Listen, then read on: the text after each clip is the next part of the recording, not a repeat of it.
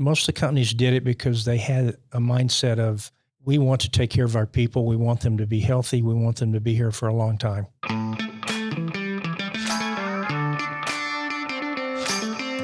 Do you want a wealthy retirement without worrying about money? Welcome to Retire in Texas, where you will discover how to enjoy your faith, your family, and your freedom in the state of Texas. And now, here's your host, financial advisor, author, and all-around good Texan, Daryl Lyons.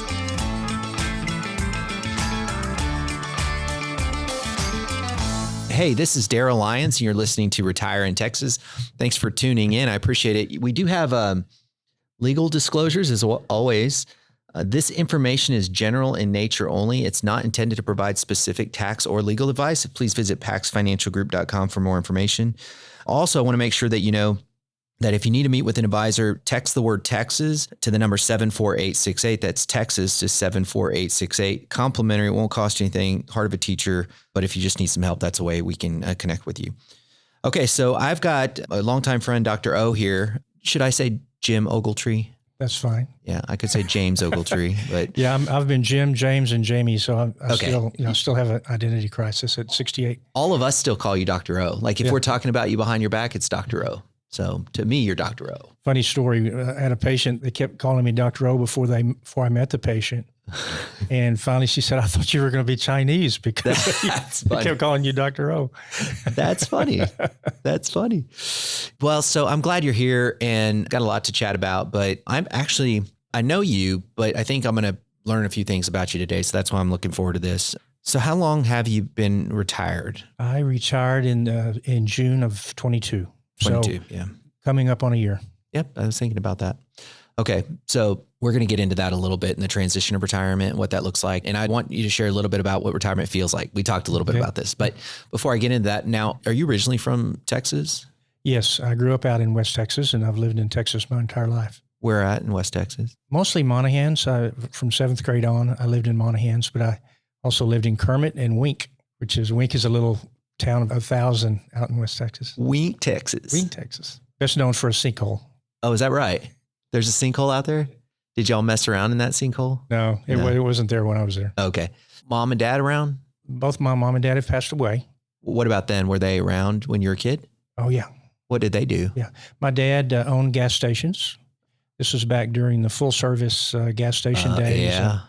And of course, out in West Texas, we took care of a lot of oil-filled trucks and cars. And I've washed many of cars and many of windshields and fixed truck flats. And at one time, we also had the Greyhound bus station in the same service station that we had. And so I could go fill up a car for $5 and do the full service thing, come back and make a ticket for a person to go to Indiana or somewhere like that on the bus. Hopefully they got there. I have no idea. That's cool though. Training was not very formal. Yeah. So you were able to kind of be efficient. Like I'm going to take care of the full service thing and then I'm going to hustle over here to the bus stop. Yeah. So that's cool. So how old were you when you were doing that? In high school days. Yeah. Okay. And I bet there weren't that many people in your town. No, it depended on what the oil field was doing, but somewhere 7,000 or 8,000 people. Yeah. One time we were, I was taking my family we were going to New Mexico. That's right. And we're going through West Texas and I look back the windshield and I'm like, man, there must be oil on this road because it's spraying up on my back windshield. What happened is we got our oil changed and they didn't put it on right. So we were leaking oil the whole way. So we get this. Yeah, I don't think it's that easy to get oil out there. But I know, right? Yeah, I was like confused, like an idiot. Like what? And so we stopped. There's in this small town, we go to somewhere like Wink and there's no one there. Right. And so, we finally found somebody and I gave him like $50 to fix something really simple just because I was so happy. But anyways, that's what it reminds me of. And so you had brothers and sisters? 3 sisters. Okay. Yeah. Where are you in that? I have one older sister who is a half sister through my dad. Yeah. And then I have an older sister that's about 4 years older than me and a younger sister that's about 4 years younger than me. Okay. Did your mom work? Off and on in the station. Yeah. And do some of the accounting and Greyhound bus and all of that. Yeah. Yeah. If I think about it, you probably saw some interesting people along the way. Oh, yeah. I bet. Yeah. Passerbys. Well, West Texas is a great place to grow up, great values and hardworking people. And not that I would go back at this point probably, but it was and there's a lot of oil field tax money. And so the schools are very wealthy And so you have great facilities, great well-paid teachers. And I mean, our top 11 people, I think, in my class all had PhDs or MDs or dental degrees or whatever. So let me hear you correctly. The top 5 people and 10 people in your class So had about 11 out of 170 So they ended up getting doctorate their degrees. Yeah. Are you serious? Yeah. So it was very. That's pretty cool. Yeah. Because I know a lot of small towns and, they just go do agricultural work or, I mean, nothing wrong with that, but you don't hear that very often. We had a great band program. I did athletics and band, so it was small enough to where you could do both. Yeah. Well, for instance, we had a marching band that marched 256 people, and we only had 400 in the school. And we were the first halftime show at Texas Stadium. So that's cool. That was great. And then when I played varsity football, I just didn't march. Yeah. Yeah. But it was a great place to grow up. Yeah. Sounds like it. Did your parents ever teach you about money when you were younger, being at the gas station? Probably taught me more about not what I should not do. Yeah. Yeah. My mom and dad did not get along that well. They were both alcoholics, and my dad worked really hard. I mean, he worked 7 days a week from about 5 a.m. till 8 p.m. Oh, wow. So I was pretty much on my own to raise myself, through the school and coaches and band directors and teachers and people like that. I spent a lot more time with them than I did my family. So, yeah, it's that era, and also entrepreneurs, they can get that way, when they're so wound up. Business owners can be so wound up that the only way they know how to unwind is the bottle. So, yeah. And my dad was very personable. He was friends with everybody, but he was a lousy manager of a business. And so in that day and time, people would fill up with gas. These oil field guys would fill up with gas once a day because they were all over the place. And they would just leave their credit card with my dad up in the cash register. And so they would come fill it with the gas. They didn't even have to walk in. He would just run their is that right? Run their credit card, and then at the end of the month they'd come in and even up. That makes it easy. Yeah, a lot of trust in there. So after high school, so you played sports, which is cool, and coaches and teachers and other people kind of filled in some of that your dad wasn't providing. And then after that, what'd you do after high school? Well, I went to University of Texas in Austin. Mm-hmm. I was interested in pharmacy and got a little small scholarship from a local pharmacy there in Monahans, and went 1 year in pharmacy, and then just kind of decided I didn't want to do that.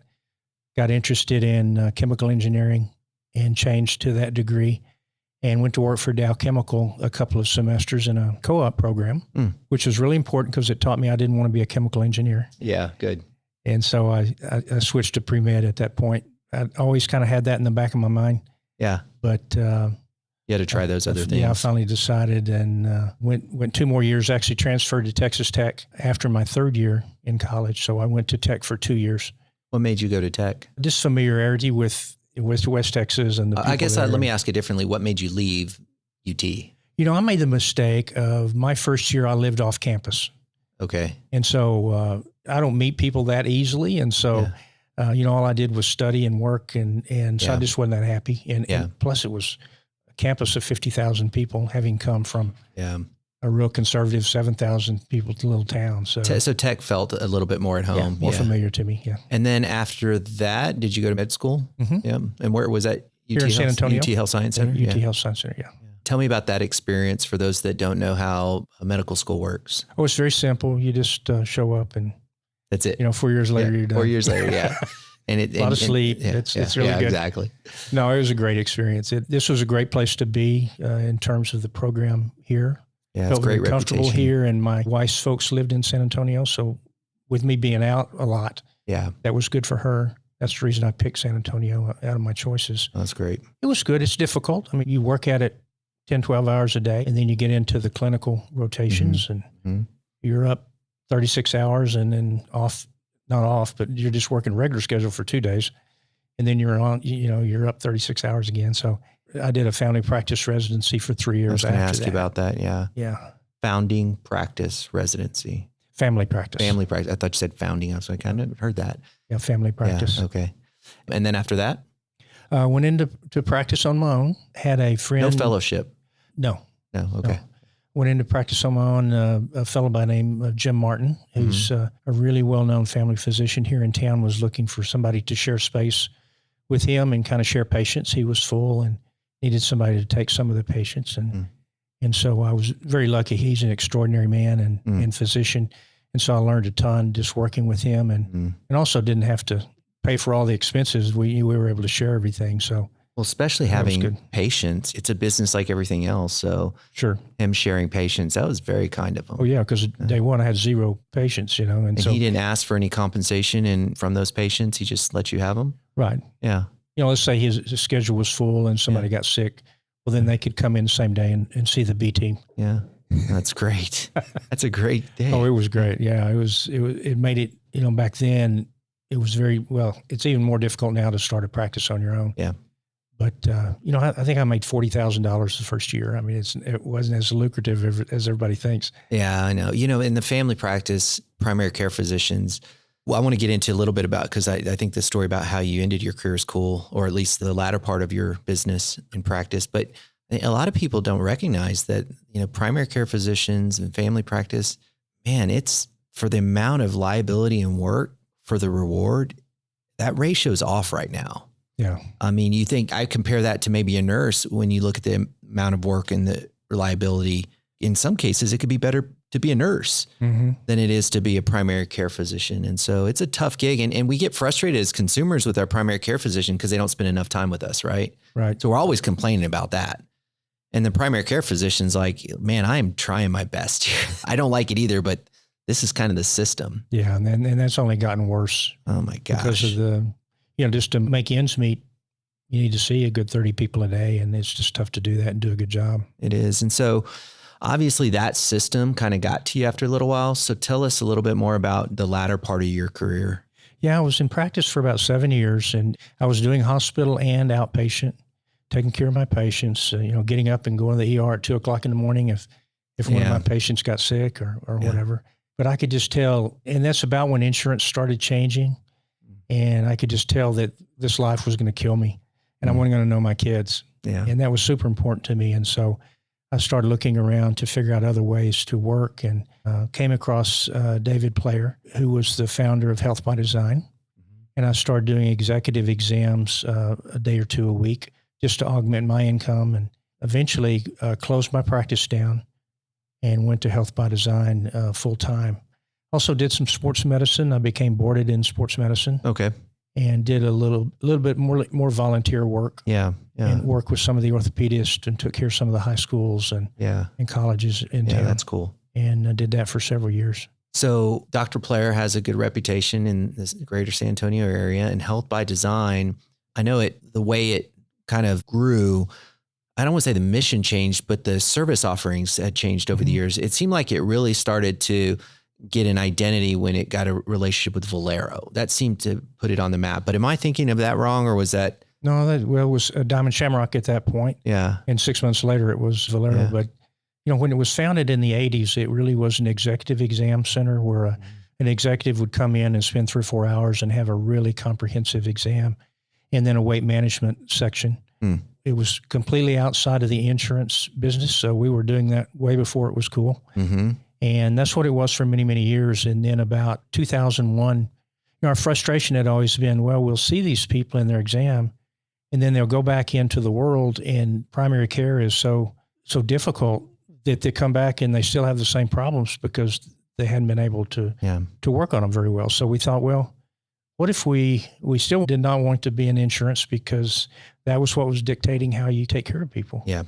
And so we talked the HR people at Ultramar Diamond Shamrock into trying out this new concept of a company clinic where we would come on site and provide care. The company would know nothing about, no personal information would be passed to the company, but we didn't have to bill insurance. We were paid by the month.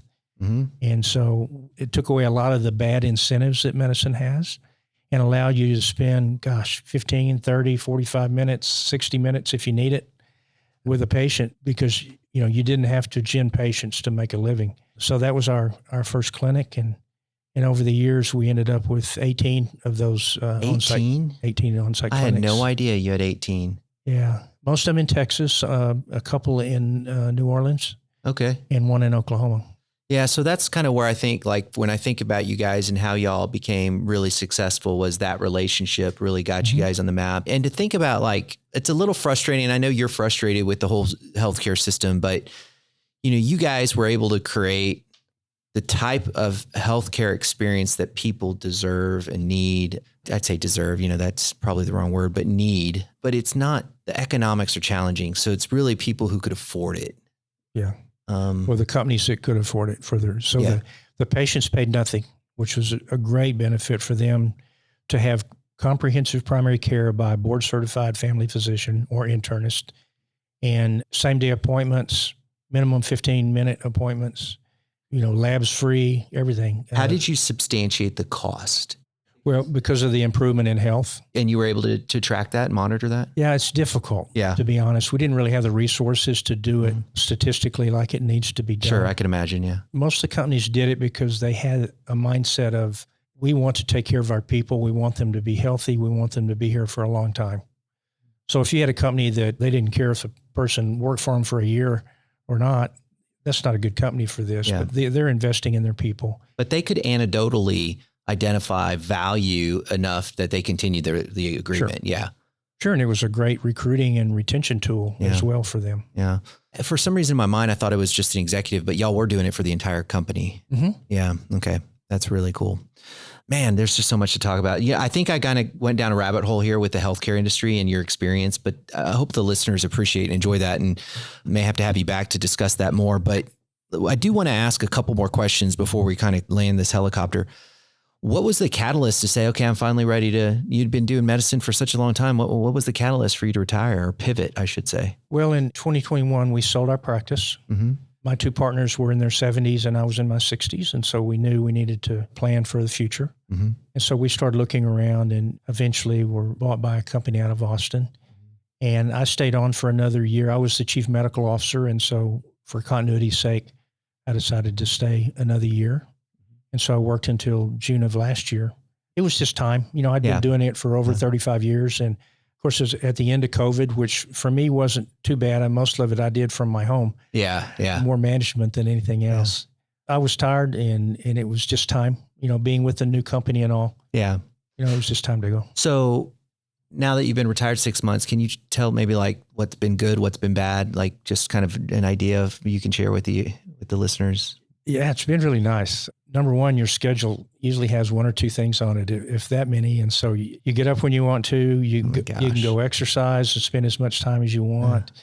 I've started reading tons of books. I've started walking 4 miles a day. Oh, that's awesome. Yeah. I'll listen to a book while I'm doing that. So I'm going through books like crazy. I bet. I'm still, just very curious about lots of different subjects. Yeah. Faith too, right? Your faith is still strong as ever. And so I'm sure that's a part of your... I started doing a little mentoring with a middle school kid. Oh yeah. And we've traveled quite a bit this year as well, which we hadn't really done that much. Good for you guys. The years. What would you say, man? Okay, the 6 months, I didn't anticipate this. This kind of was a surprise. Was there anything in particular? I'm a little surprised that I don't miss it more than I do. Oh, okay. Yeah. I miss the people. Yeah. But I don't miss the work. What I would say about knowing you is your identity truly wasn't in the work. That's right. Yeah. And I think that's the difference. And people kind of discount that because it sounds, Pollyannic or, kind of nebulous thought process. But for you, I can sincerely say your identity was in the faith of your relationship with your creator, not in your work. And so I think that makes that easier. And we talked about before the show about how heart attacks go up like 40%. I have the statistics somewhere, like the first year after you retire. And many times it's because people's identity is in their work. Yeah. And sometimes, you have to decide what you're going to do with your life habits. Yeah. Are you going to eat better? Are you going to exercise? Are you going to work on your weight? Or if you don't do those things, your risk, goes up a lot. You've been eating okay? I could be better still. That's okay. I'm working at it, but I would not be a poster child for that. Yeah, that's okay. But and I'll start doing some real estate investments and nice. And learning about that. I had cool. never done that before, and so that was kind of fun. A couple of my friends have been doing that for a few years. Yeah. So been studying on that, learning about taxes and all sorts of fun things. Yeah. Lots of fun stuff. Oh man. Yeah. It's going to be hard for me to ever retire because I'm just not going to want to do any of that anymore. No, I appreciate you coming on the show. One last question, probably the most important question. What's your favorite salsa? I like that. Is there a mango salsa? Oh, yeah. So yeah. I do a different way. That. Mango habanero is one of them, but yeah. Yeah. You like the mango in it. Sweet. Like you like it sweet? I like regular old salsa as well. Yeah. Good. Good. But, I'm not an aficionado by any sorts, but mango's good for me, man. I love it. So look, thanks for being on here. Thanks for sharing this story. Didn't know that about you. That's pretty cool. What, the mango or the? Yeah, I didn't know about the mango. I didn't know that you might have told me this, but I did not know that your parents ran those gas stations. Yeah. It's pretty cool. I can picture it. Yeah. So and I bet if you reflected back, you learned a lot about business and money, just either directly or indirectly from that. Yeah. Yeah. Particularly taking care of your clients, your customers. Mm. You know, my dad called it Smitty's super service. Oh, okay. You know, and yeah. that's what you had to do to make a living is take care of every customer that came in. That's great. Yeah. So I kind of did the same thing in medicine, I think. Very cool. Yeah, good.